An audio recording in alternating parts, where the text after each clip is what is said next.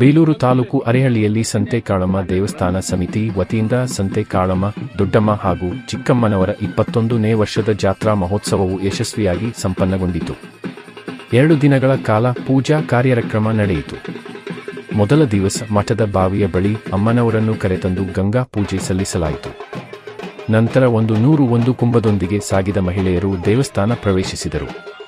ನಡೆಮುಡಿ ಉತ್ಸವದೊಂದಿಗೆ ಅಮ್ಮನವರನ್ನು ಹೊತ್ತ ಅಡ್ಡಪಲ್ಲಕ್ಕಿ ವಾದ್ಯಗೋಷ್ಠಿಯೊಂದಿಗೆ ದೇಗುಲವನ್ನು ತಲುಪಿದ ಬಳಿಕ ಮಹಾರುದ್ರಾಭಿಷೇಕ, ಗಣಹೋಮ, ಚಂಡಿಕಾ ಹೋಮ, ಕುಂಕುಮಾರ್ಚನೆ, ಪೂರ್ಣಾಹುತಿ, ನೈವೇದ್ಯ, ಮಹಾಮಂಗಳಾರತಿ ಬಳಿಕ ಪ್ರಸಾದ ವಿನಿಯೋಗ ಬಳಿಕ ಪೂಜೋತ್ಸವ ನಡೆದ 2 ದಿನಗಳಲ್ಲಿ ಸುಮಾರು 4,000 ಭಕ್ತಾದಿಗಳಿಗೆ ಅನ್ನ ಸಂತರ್ಪಣೆ ಮಾಡಲಾಯಿತು.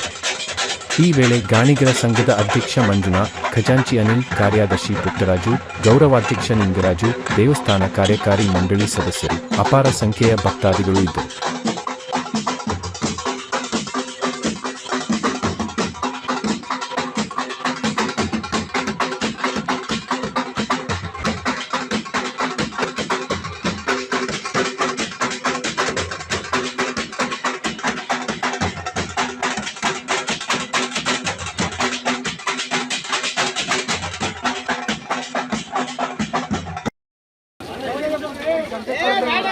ಇಪ್ಪತ್ತೊಂದನೇ ವರ್ಷದ ಜಾತ್ರಾ ಮಹೋತ್ಸವವನ್ನು ಅರೇಹಳ್ಳಿಯ ಹೃದಯ ಭಾಗದಲ್ಲಿರುವ ಜಂಗಮ ಮಠದ ಕಲ್ಯಾಣಿಯಿಂದ 101 ಕಳಸದೊಂದಿಗೆ ಅರೇಹಳ್ಳಿಯ ರಾಜಬೀದಿಯಲ್ಲಿ ಮೆರವಣಿಗೆ ಮಾಡಿಕೊಂಡು ನಂತರ ಅರೇಹಳ್ಳಿಯ ಶ್ರೀ ಸಂತೆ ಕಾಳಮ್ಮನವರ ದೇವಸ್ಥಾನದಲ್ಲಿ ಅಮ್ಮನವರಿಗೆ ಚಂಡಿಕಾ ಹೋಮ, ಹಣಹೋಮ, ಗಣಹೋಮ ಹಾಗೂ ರುದ್ರಾಭಿಷೇಕ ಅಭಿಷೇಕಗಳನ್ನು ಮಾಡಿ ನಂತರ ಅನ್ನಸಂತರ್ಪಣೆ ದಾಸೋಹ ಇರುತ್ತದೆ.